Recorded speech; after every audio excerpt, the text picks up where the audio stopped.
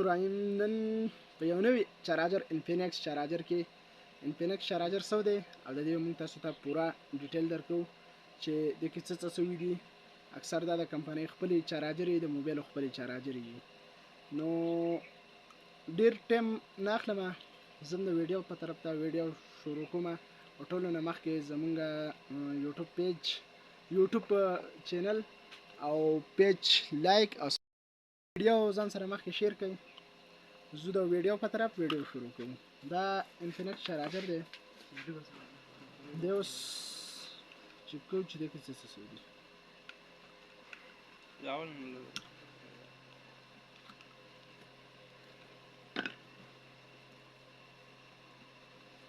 دا نور شنه ټیک دي. یو دا غټ کیپیکسټر یې دی، دا وګورئ پړسېدلی نه، دا چې وپړسېږي خو دا ختم شو. مثال دا څه دی، اوس به دا موږ چینج کوو په دې طریقه سره. اوس دې دپاره موږ راواخیست نوی کیپیکسټر.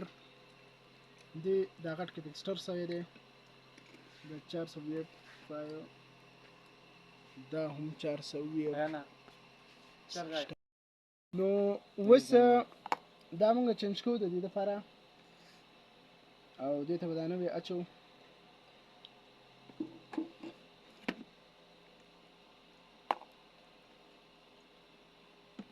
کاویا فصل شي دا کله چې درته هم کاویا فصل شي داسې رګمال به وګورئ، دې ته وګورئ بلکل صفا شوی نه. خیر دې باره کې بیا موږ بله ویډیو جوړه کړو، بیا به انشاءالله تاسو ته چې به زه بیا تاسو له بله ویډیو در کوم چې دا زنګ ونیسي دا به څنګه صفا کوئ. د دې کم شیانو چې هغې باره کې به زه تاسو خپل ویډیوګانې در کوم. خو تاسو زموږ چینل لایک او فالو کوئ، دا به غټه مننه وي ستاسو.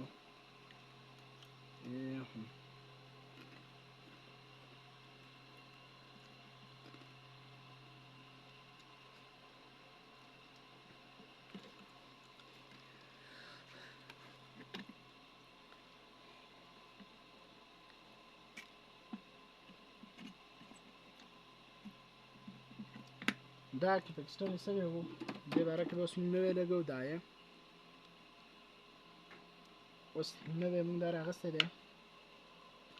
اکثر چې تاسو کله هم چارجر جوړوئ برابروئ، نو دا طرف چې کوم دی دا لیکي چې دی دا ماینس دی، دا به دې لیکي طرف ته لګوئ، دا توره لیکئ نه.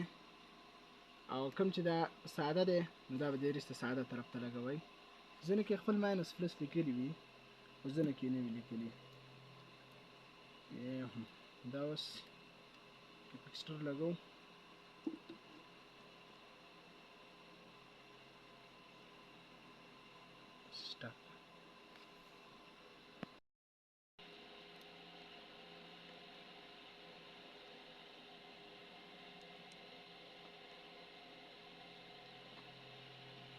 بیا سټاپ.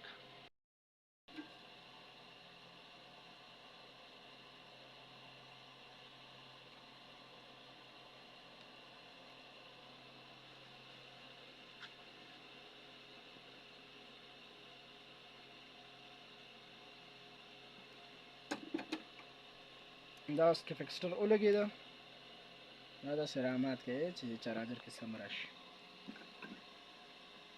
بیا به داسې دا دغه کټ کړئ.